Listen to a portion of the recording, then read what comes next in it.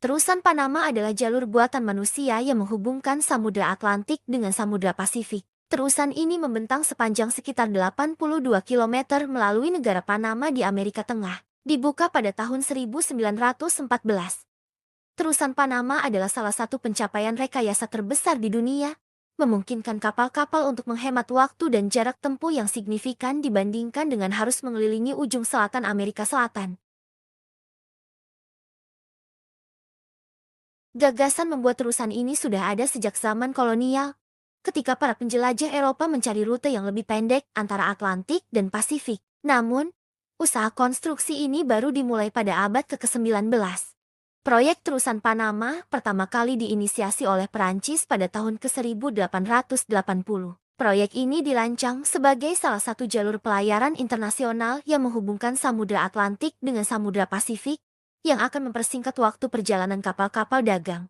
Ferdinand de Lesseps, insinyur yang terkenal dengan keberhasilannya dalam membangun terusan Suez di Mesir, dipercayakan untuk memimpin proyek ini. Pada awalnya, proyek ini menarik perhatian dunia karena potensi ekonominya yang sangat besar. Namun, pembangunan terusan Panama ini menghadapi banyak tantangan yang tidak terduga.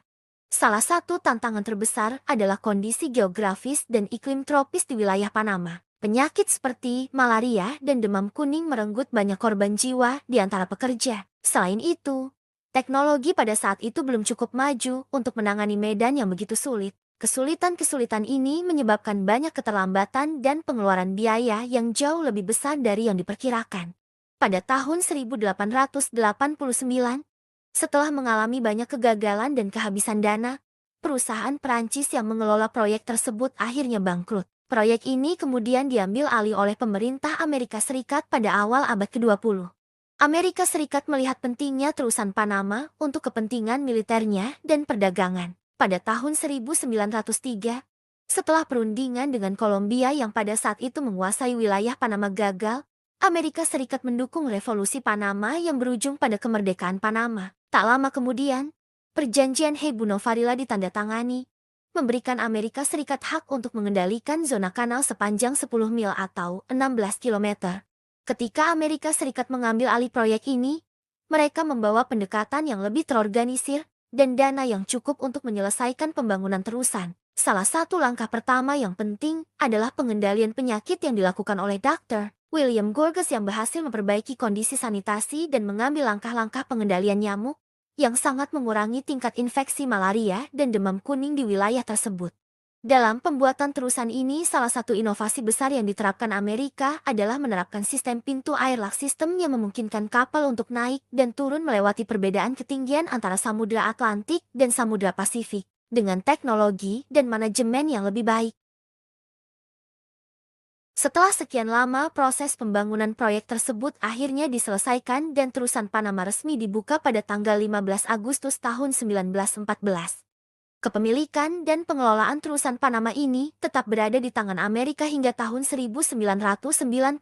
Pengelola terusan ini diserahkan kepada pemerintah Panama berdasarkan perjanjian Torrijos-Carter yang ditandatangani pada tahun ke-1977. Terusan Panama memiliki pengaruh ekonomi yang signifikan, terutama dalam perdagangan maritim global. Akibatnya, terusan Panama merupakan jalur strategis bagi perdagangan internasional.